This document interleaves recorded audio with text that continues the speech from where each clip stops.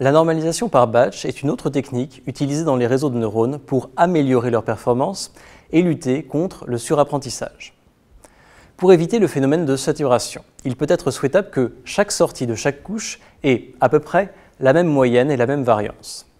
Pour éviter que cette sortie ne devienne trop grande ou trop petite, afin d'éviter les zones de saturation, pensez à la sigmoïde par exemple, vous pouvez essayer de décorréler les sorties de chaque neurone dans une couche donnée, de sorte que la couche suivante prenne des variables non corrélées en entrée, conduisant ainsi à des combinaisons linéaires du même ordre si les poids sont du même ordre de grandeur. Mais la décorrélation des variables est une tâche difficile dans les réseaux de neurones, car il faudrait calculer la matrice de corrélation pour toutes les sorties des couches. En effet, vous ne souhaitez pas seulement que les variables d'entrée soient décorrélées, vous voulez une décorrélation entre toutes les sorties de n'importe quelle couche du réseau.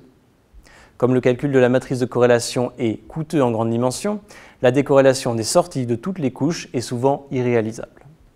Nous allons plutôt utiliser la normalisation par batch, qui correspond à la normalisation de chaque sortie d'une couche donnée.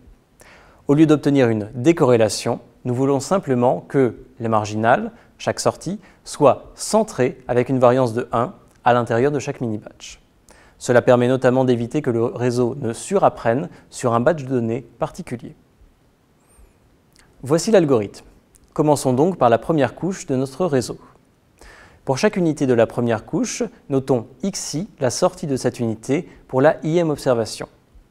Nous calculons la moyenne de la sortie mu b et la variance de la sortie sigma carré b sur le mini-batch actuel.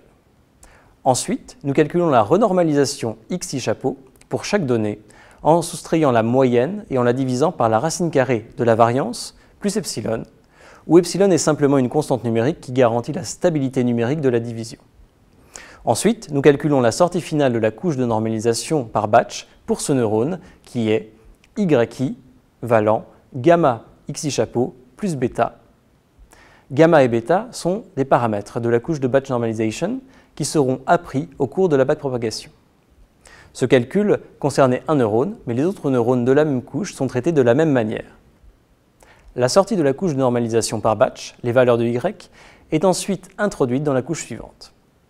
En suivant la même procédure, vous pouvez appliquer un nombre quelconque de couches de normalisation par batch à l'intérieur du réseau et vous obtenez un ensemble de paramètres gamma k, bêta k à régler, ce qui est fait lors de l'optimisation du réseau, puisque la backpropagation vous permet de calculer la dérivée partielle de la perte par rapport à ces paramètres supplémentaires. Au moment de la prédiction, un problème se présente car nous n'avons pas accès à mu b et sigma b.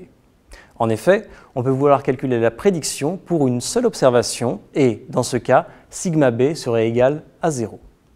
Pour contourner ce problème, qui est de pouvoir estimer la variance sigma b carré, nous calculons la moyenne de mu b sur plusieurs batchs du jeu d'apprentissage et nous faisons de même pour la variance. C'est le point 4 ici. Au moment du test, nous utilisons ces valeurs pour calculer la sortie de la couche de normalisation par batch. Nous pouvons nous interroger sur la pertinence de la normalisation de la sortie x et de sa multiplication par les coefficients gamma et bêta. Nous allons initialiser gamma à 1 et bêta à 0, de sorte qu'à l'initialisation, les sorties de la couche de normalisation par batch soient normalisées. Nous autorisons ensuite le réseau à ajuster ces paramètres pour améliorer la prédiction. Il est possible que la normalisation des sorties facilite l'entraînement du réseau en proposant un bon point de départ, une bonne initialisation des paramètres. Ainsi, nous utilisons le fait qu'un bon choix par défaut pour gamma et bêta est respectivement 1 et 0, et nous espérons que, sur la base de ces valeurs initiales, le réseau pourra apprendre de meilleurs paramètres.